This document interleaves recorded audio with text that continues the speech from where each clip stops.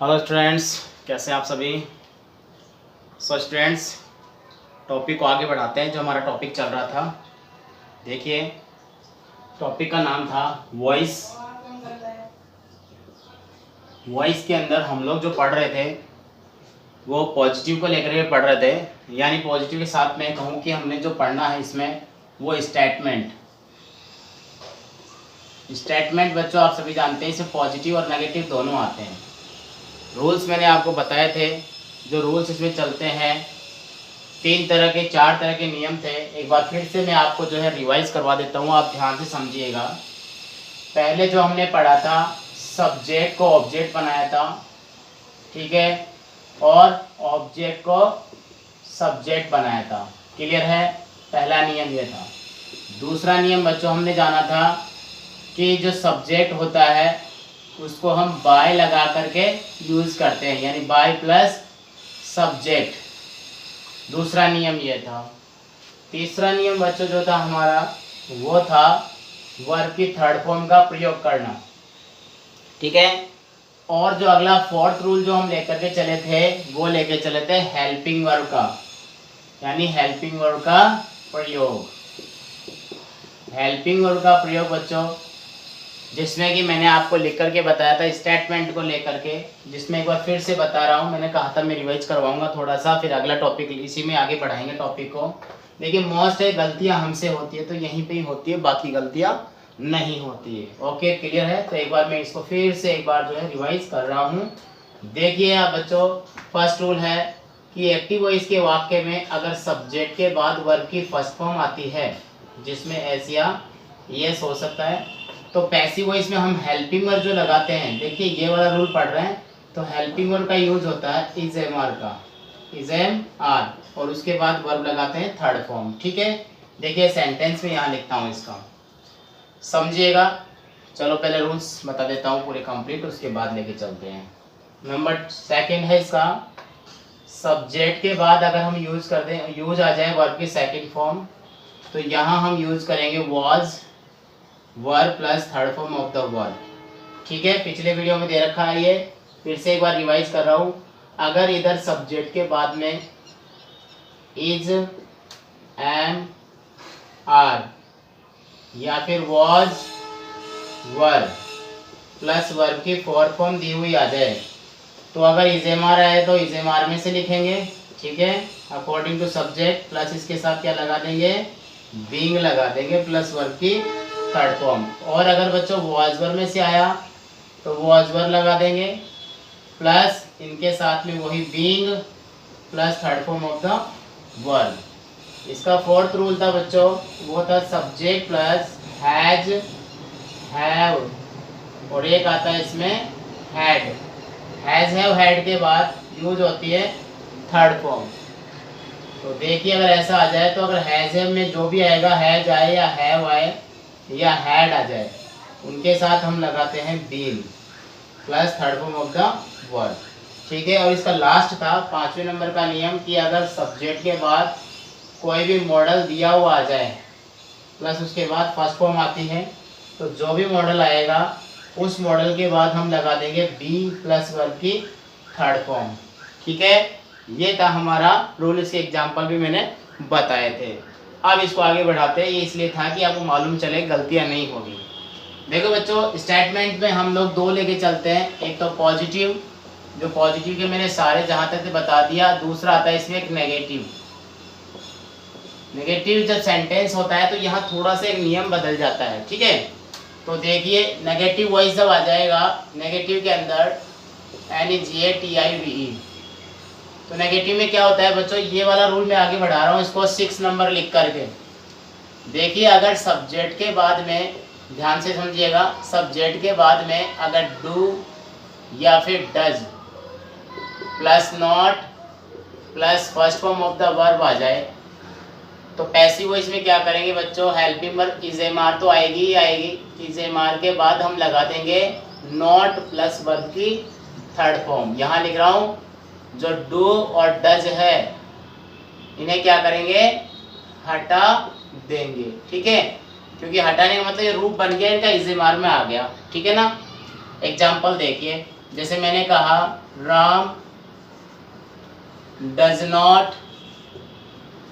Does not complete his work.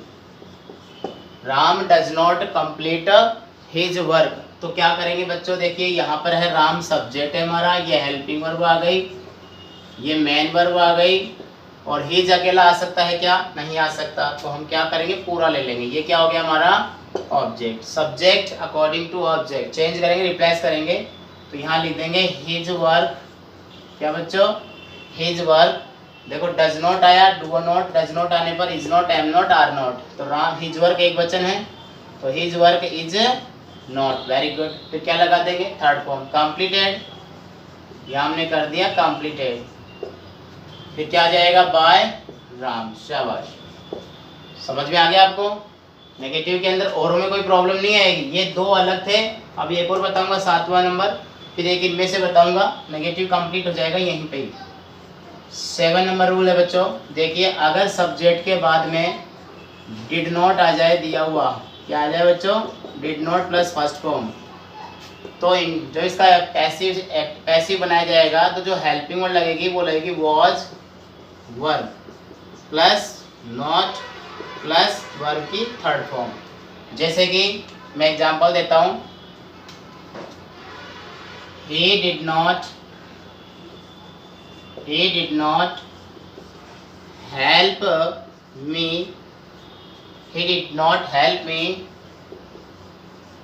in my work।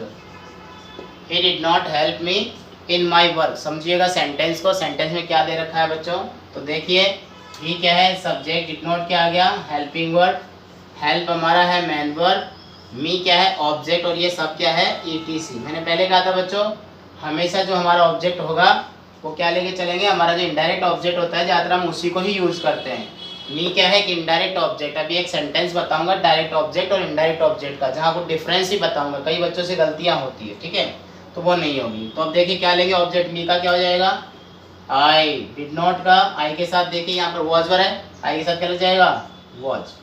I was not, ठीक है, help की third form had, I was not helped in my work by him। Very good, by him। तो बच्चों देखिए ये हो गया negative and साथ साथ और रूल से इसके हैं। तो आप एक बार इसका स्क्रीनशॉट ले लीजिए, फिर मैं आगे बताता हूँ इरेज करके इसको। ओके, स्क्रीनशॉट ले लीजिए आप सभी। ओके, हो गया, ठीक है, आगे चलते हैं। देखो बच्चों रूल्स तो जो है वो कंप्लीट से हो गए हैं स्टेटमेंट के। सिर्फ आपको तरीका बताना है कि कुछ सेंटेंस अलग से आ जाते हैं तो उस समय क्या करना चाहिए, उसको कैसे बनाना चाहिए, ठीक है ना। तो देखिए कुछ ऐसे सब्जेक्ट ऑब्जेक्ट भी होते हैं जहाँ पर या वर्ब होती है जिनके लिए बाय नहीं लगता, सब्जेक्ट होते हैं जिनके बाय नहीं लगता, वर्ब के साथ टू लग जाता है।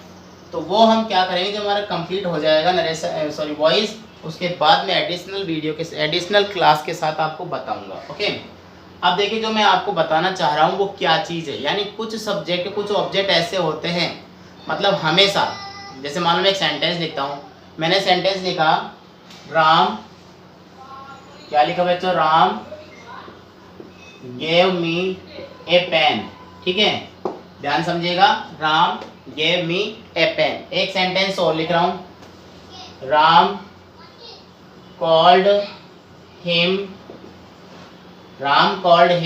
captain। Ram called him captain, ठीक है। अब देखिए आप समझना, यहाँ पर दोनों सेंटेंस है, बहुत अच्छे सेंटेंस है, जिसमें कई बार क्या होता है कि ऑब्जेक्टिव टाइप में अगर पूछ लेता है, 4 सेंटेंस 4 ऑप्शन आ गए तो आपको 2 आंसर सही लगेंगे, हालांकि एक ही सही होगा, ठीक है। तो देखिए सेंटेंस स्टेटमेंट का ये कौन है सब्जेक्ट, ये कौन है वर्ब, ये कौन है ऑब्जेक्ट, और ये भी ऑब्जेक्ट। देखो बच्चों ध्यान दीजिएगा, जो लाइव होते हैं ना, जीवित चीज़ें जो होती हैं, यानी ये वाला जो ऑब्जेक्ट है वो इनडायरेक्ट ऑब्जेक्ट है। यानी मैं कहूँ इसको OI लिख सकता हूँ, ऑब्जेक्ट इनडायरेक्ट, और इसको लिख सकता हूँ ऑब्जेक्ट डायरेक्ट। ध्यान समझिएगा, IO, ठीक है, और ये लिखा मैंने IOOD। देखो बच्चों डायरेक्ट ऑब्जेक्ट हमेशा क्या होती है, वस्तुएं होती है जो अनलाइव थिंग होती है। समझ में आ गया? पेन हो गया, बुक हो गया, टेबल हो गया, ये क्या है? ये अनलाइव थिंग होती है। तो इनको क्या बोलते हैं? डायरेक्ट ऑब्जेक्ट बोलते हैं, मतलब डायरेक्ट जो अपने को दिख रहा है। और जो अनलाइव लाइव थिंग होती है इनको हम कहते हैं क्या? Indirect object. समझ में आ गया होगा? ऊपर लिख देता हूँ मैं एक बार इनको अच्छे से। और यानी जो हमारे ये आई है वो है इनडायरेक्ट ऑब्जेक्ट। ठीक है बच्चों, क्या है ये? Indirect object. और जो हमारे ये पेन दे रखा है ये है डायरेक्ट ऑब्जेक्ट। आप इस पे ध्यान मत दीजिए, आप तो सिर्फ इतना ध्यान रखिए जो जिंदा है, जो बोलता है, जो चलता है, वो तो क्या है? Indirect object. और जो चुपचाप रहता है, निर्जीव है, बेकार है, वो क्या हो गया? Direct object. ठीक है, तो हमेशा आपको क्या करना है? इनडायरेक्ट ऑब्जेक्ट को ही ऑब्जेक्ट मान के बनाना है। वैसे दोनों से बन सकता है, लेकिन आगे आपसे प्रॉब्लम हो जाएगी। देखो मैं इसको यहाँ समझाता हूँ बच्चों, देखिए यहाँ पर देखो ऑब्जेक्ट कौन है? मैंने बनाया मी को आई, पहले इससे बना रहा हूँ मैं। ठीक है, आई लिया, आई के साथ गेव है। देखो अब गेव की क्या हो गया? Second form. सेकंड फॉर्म आने पर वॉज वर्ब, तो आई वॉज। समझिएगा आप ध्यान से, बहुत अच्छा सेंटेंस है बच्चों। आई वॉज गेव का क्या हो जाएगा? गिवन। आई वॉज गिवन क्या? ए पेन बाय राम। क्लियर है? समझ में आ गया? सीधा सीधा है ना? अब देखिए जब आप इसको लेकर के बनाएंगे, इसका दूसरा तरीका पेन से, तो मैंने देखो यहाँ लिखा ए पेन वॉज, वैसे वैसे आएगा। गिवन का गिवन। अब इसका क्या करेंगे? ये इसको चेंज नहीं कर सकते, इसको क्या करेंगे बच्चों? टू से जोड़ना पड़ेगा आपको। To me, a pen was given to me. क्या किया हमने? To me by Ram. यहाँ इसको ऐसे बनाना पड़ेगा। आगे बनाना डायरेक्ट ऑब्जेक्ट से बना सकते हैं, इनडायरेक्ट ऑब्जेक्ट से बना सकते हैं। बट यहाँ अगर ये वाला सेंटेंस देखे, देखो इसकी पहचान बताता हूँ। समझ में आ गया यहाँ पर आपको? हाँ देख लीजिए एक बार। यहाँ आई से बनाया है, ये ऑब्जेक्ट था हमारा इनडायरेक्ट। यहाँ पेन से बनाया, ये है डायरेक्ट। डायरेक्ट ऑब्जेक्ट से बनाएंगे तो टू से कनेक्ट करेंगे, इनडायरेक्ट ऑब्जेक्ट में जो है इनको ईटीसी मान लेंगे। क्लियर? ओके। अब देखिए राम क्या है? सब्जेक्ट। कॉल्ड क्या है? वर्ब। हिम क्या है? ऑब्जेक्ट। और ये क्या है? इसको बच्चों कहते हैं ओसी, यानी कि ऑब्जेक्ट कॉम्प्लीमेंट। इसको आप इनडायरेक्ट या डायरेक्ट ऑब्जेक्ट का नाम नहीं दे सकते, क्योंकि हिम ही कैप्टन है, कैप्टन ही हिम है। देखो मी पेन थोड़ी, मैं ही पेन थोड़ी हूँ, नहीं ना? तो यहाँ तो दोनों अलग अलग है। लेकिन राम ने बुलाया, उसे कप्तान बुलाया, तो किसी इसको तो बुलाया, तो दोनों एक ही हो गए इसमें। ठीक है ना? तो देखिए इसको कभी भी जो ऑब्जेक्ट कॉम्प्लीमेंट जो होता है, ये कभी भी सब्जेक्ट का स्थान नहीं लेता। जो इसका मेन होता है कौन सा? इनडायरेक्ट ऑब्जेक्ट, वही जाएगा। समझ में आ गया ना? देखिए कैसे मैंने बनाया। ही कॉल्ड है तो वॉज लग जाएगा। Called, he was called captain by Ram. इस तरह से बनेगा। अगर आपने कहा कि इसको पहले लिखे captain was called to him, तो ऐसा सेंटेंस नहीं बनेगा। देखो इसके तरीके से अगर आपने बनाया ऐसे,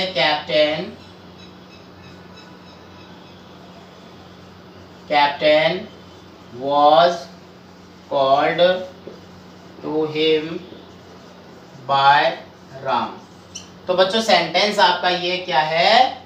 गलत है। क्या है बच्चों? गलत है। क्यों गलत है?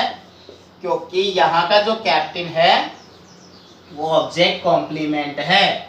अगर ये इनडायरेक्ट ऑब्जेक्ट होता इसकी तरह, तब तो बन जाता। समझ में आ गया? बहुत अच्छा क्वेश्चन है। देखिए आप इसका स्क्रीनशॉट ले लीजिए, आगे बताता हूँ फिर मैं। हो गया? ओके।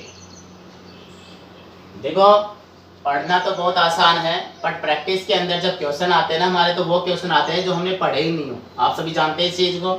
कुछ अलग ही आ जाता है। एक क्वेश्चन तो ऐसा आता है जो हमने कहीं रूल्स में भी नहीं देखा, हालांकि रूल्स में होता है, बट हमने क्या प्रैक्टिस नहीं करी। ठीक है ना? और प्रैक्टिस नहीं करी तो इसका मतलब आप सभी जानते हैं, अगर प्रैक्टिस नहीं करोगे तो परफेक्टनेस नेवर कम, कभी नहीं आएगी। समझ गए ना?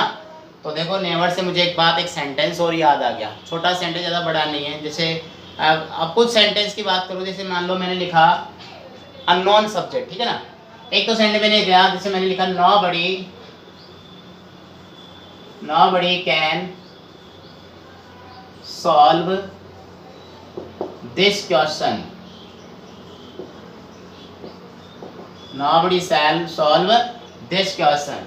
ठीक है, एक लिखूं मैं पीपल स्पीक इंग्लिश ऑल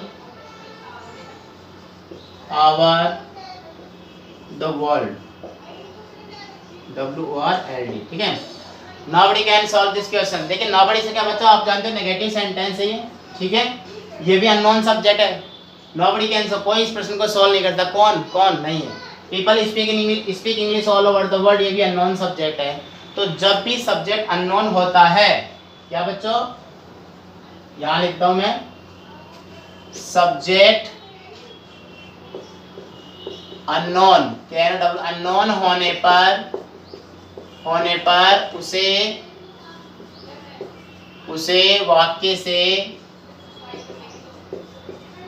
हटा देते हैं। समझ में आ गया होगा, मतलब वाक्य में जो चेंज होएगा पैसिव वॉइस, जैसे कैसे देखो, nobody can solve this question, ये सब्जेक्ट मान लिया, ये हेल्पिंग वर्ड, ये मेन वर्ड, दिस क्वेश्चन पूरा आएगा, दिस कभी अकेला नहीं आता, दिस क्वेश्चन शुरू में लिख दिया, दिस क्वेश्चन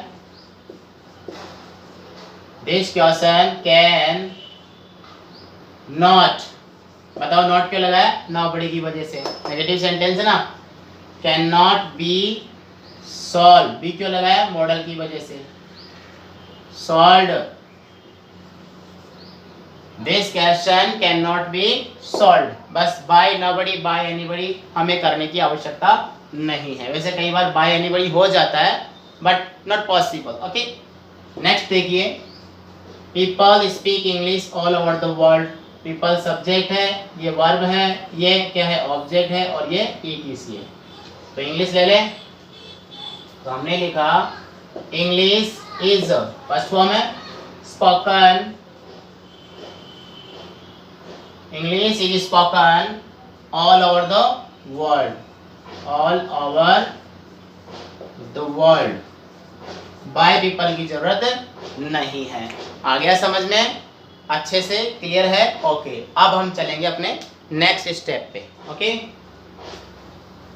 बहुत अच्छे बच्चे, देखिए टॉपिक जो है हमारा ऐसे ही क्लियर नहीं होगा, आपको मैं बहुत बारीकी से बता रहा हूँ जिससे आपका वॉइस कभी गलत नहीं होगा, ठीक है। एक्टिव पैसिव में देखिए कई बार क्या होता है, फिल इन द ब्लैंक्स का भी पूछ लेता है, तो आपको इसमें दो चीज़ें याद होनी चाहिए जो मैं आगे बताऊंगा। देखिए उसको एक छोटा सा वाक्य लिखता हूँ बच्चों, आपके लिए बहुत अच्छा सेंटेंस है, मतलब सेंटेंस ऑलरेडी चेंज आता है किसमें, वॉइस के अंदर, तो इसको बनाना पड़ता है। जैसे मैंने लिखा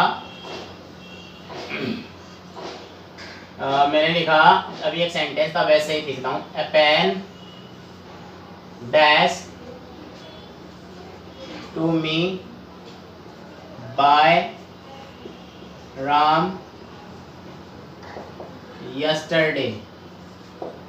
देखो बच्चों ये क्वेश्चन आ गया, अब ब्रैकेट बना के कई बार ऐसे दे देता है, कैसे देता है, यहाँ पर जो है ना आपको बनाना पड़ेगा, जैसे कि यहाँ पर या तो दे देगा, क्या चीज बना देगा इसको, पास्ट सिंपल या indefinite,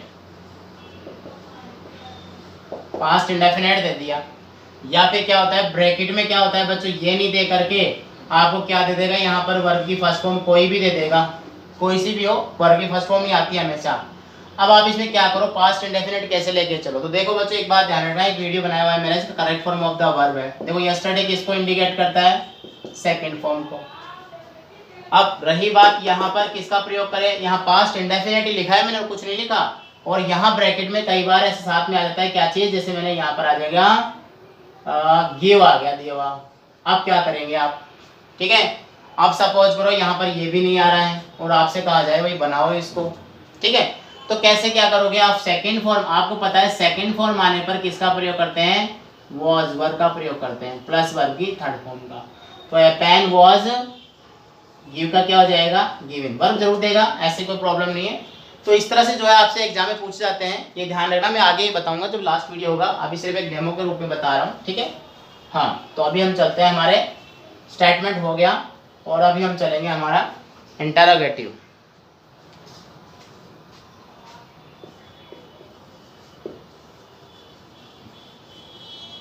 interrogative passive voice, passive voice.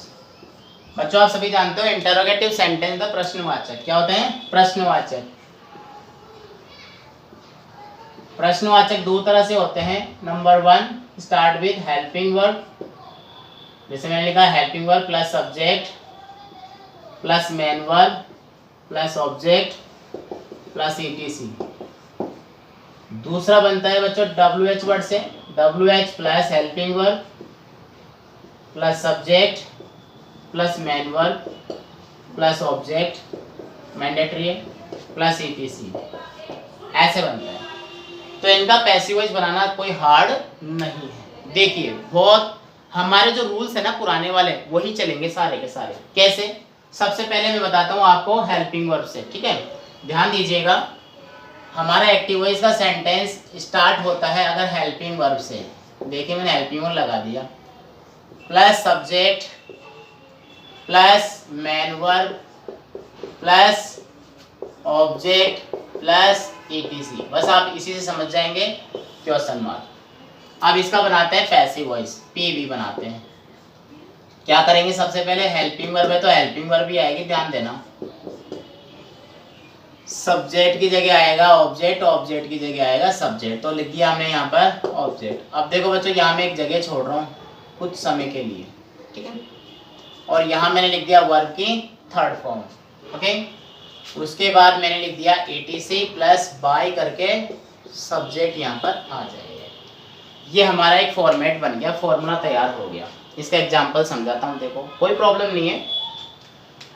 देखिए दो तरह के बताता हूँ एग्जांपल इसमें। पहले डूडल से बताता हूँ, जिसमें मैंने लिखा did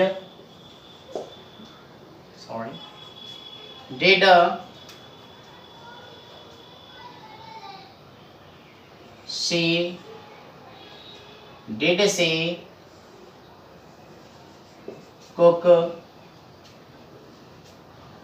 food. Did she cook food, क्या उसने भोजन पका लिया? डिड सी कुक फूड, ठीक है? समझ में आ जाएगा। देखिए ये क्या है? हेल्पिंग वर्ब, ये क्या है? सब्जेक्ट, ये क्या है? मेन वर्ब, और ये क्या है? ऑब्जेक्ट। तो डिड जो आया है आपको पता है, जो हेल्पिंग वर्ब लगाएंगे वो किसके अकॉर्डिंग, और डिड आने पर किसका प्रयोग करते हैं? हेल्पिंग वर्ब वॉज वर्ब का। मैंने बताया था आपको, डिड आया है इसमें तो डिड आने पर वॉज या फिर वर्ब, ठीक है? तो हमने यहाँ पर लगा दिया फूड के अकॉर्डिंग। फूड कौन आ जाएगा? यहाँ पर आ जाएगा, फूड सिंगुलर है तो वॉज फूड, क्लियर है? अब इस जगह कुछ नहीं आ सकता, क्यों नहीं आ सकता बताऊंगा आगे। वॉज फूड थर्ड फॉर्म आ जाएगी cooked, was food cooked by etc नहीं है, शी का और क्वेश्चन मार्क। क्या भोजन उसके द्वारा पका लिया गया? तो वही बात है यहाँ पर भी। समझ में आया? नहीं आया समझ में? एक एग्जांपल और देखिए, देखिए मैं बताता हूँ। देखिए is your teacher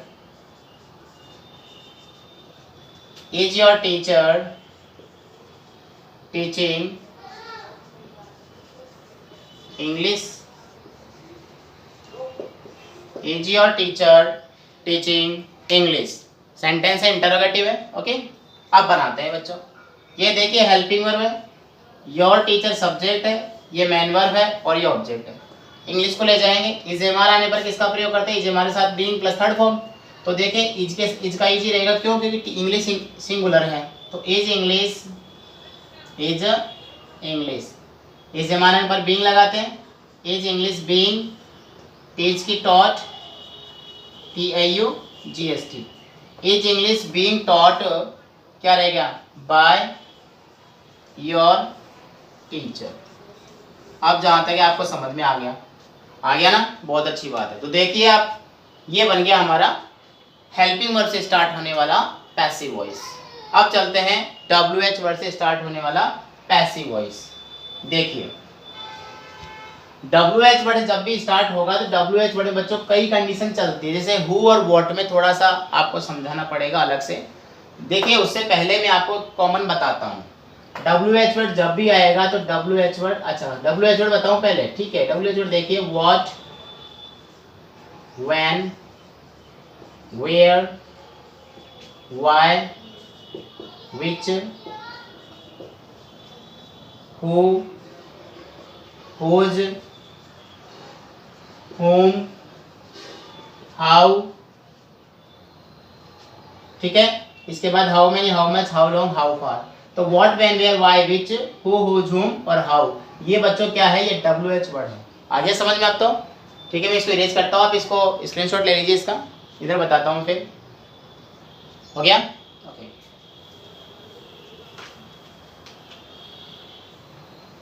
WH word बच्चों थोड़ा सा आपको कंफ्यूजन रहेगा, क्योंकि ऐसे तो कोई प्रॉब्लम है, हेल्पिंग वर्ड जिसके माइंड में सेट है, बस उसके पहले हमें WH वर्ड लगाना है। पहले फॉर्मेट बताता हूँ, ठीक है। देखिए, active voice, WH word plus helping word plus subject plus main verb plus object plus ETC और क्वेश्चन मार्क, ठीक है। तो WH वर्ड शुरू में है, तो पैसिव वॉइस में भी क्या होगा, WH वर्ड शुरू में ही आ जाएगा, प्लस हेल्पिंग वर्ब आ जाएगी, प्लस सब्जेक्ट की जगह ऑब्जेक्ट आ जाएगा, प्लस यहाँ जगह वही छोड़ूंगा मैं बी, बिंग, बीन के लिए, प्लस वर्ब की third form, plus ETC plus by subject. Clear है? और क्वेश्चन मार्क। एग्जाम्पल देखिए, मैं बताता हूँ। जैसे मैंने एक एग्जाम्पल लिखा, when did you complete, when did you complete your work, question mark. ये WH वर्ड आ गया, ये हमारा ऑब्जेक्ट आ गया, subject, helping word, main word. तो व्हेन का व्हेन अपनी जगह रह जाएगा, ठीक है बच्चों। अब डिड आया है, आपको पता है योर वर्क लिखना है, डिड आने पर वॉज वर्क, योर वर्क की जगह भी आ जाए was. When was your work, your work हो गया, डिड का हो गया, योर वर्क हो गया। अब पढ़ना क्या है, third form, when was your work completed, completed by you. कई बार बाय यू नहीं लगाते हैं, कोई प्रॉब्लम नहीं है, ठीक है, ये भी एक इंडेफिनिट सब्जेक्ट होता है। तो when was your work completed, इतना भी चल जाता है। अब एक और एग्जांपल देखिए, इससे भी ले लीजिए, why are you teaching us English. देखिए ये अच्छा क्वेश्चन है, question mark. Why are you teaching us English, आप हमें अंग्रेजी क्यों पढ़ा रहे हो? ये सिखाने के लिए पढ़ा रहे हैं आपको, आप सीख जाएंगे तो शॉर्ट तरीके से बढ़िया डिटेल में बताएंगे, तो इसलिए पढ़ा रहे हैं, ठीक है ना। तो देखिए यहाँ पर भी वही बात है, सेंटेंस में डबल ऑब्जेक्ट है, मैंने कहा था लाइव ऑब्जेक्ट लेके चल रहा है, ठीक है। तो वाई तो अपनी जगह रह जाएगा, why is am are was work, us का क्या होगा, वी हो जाएगा, सब्जेक्ट हो जाएगा ना, अस का वी, भाई सब्जेक्ट जगह जाएगा तो वी के साथ क्या लगेगा, आर का लगेगा, वाई आर वी, ठीक है।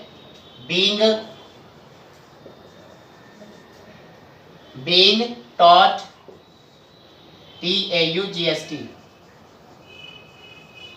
why are we being taught English by you, question mark. कोई बात है, यहाँ पर इस तरह से बनेगा बच्चों WH वर्ड का। WH वर्ड का बच्चों जो है स्पेशल चलेगा what and who and whom, जिसे हम पढ़ेंगे अगली क्लास के अंदर, बहुत अच्छा होगा, ठीक है। आप इतना इसको रिवाइज कीजिए और मिलते हैं बहुत ही जल्द नई क्लास में, और कंप्लीट करते हैं इन टॉपिक्स को, जल्दी ही जल्दी कंप्लीट हो जाएंगे, लास्ट वीडियो बनाएंगे इसके बाद। जहाँ तक कोशिश है मैं और बढ़िया तरीके से पढ़ाने की कोशिश करूँगा, व्हाट, हु और हुम, ठीक है। तब तक मिलते हैं, आप पढ़ते रहिए, इनको बार बार रिवाइज कीजिए, चैनल को लाइक सब्सक्राइब भी कीजिए। Okay, good day, good bye.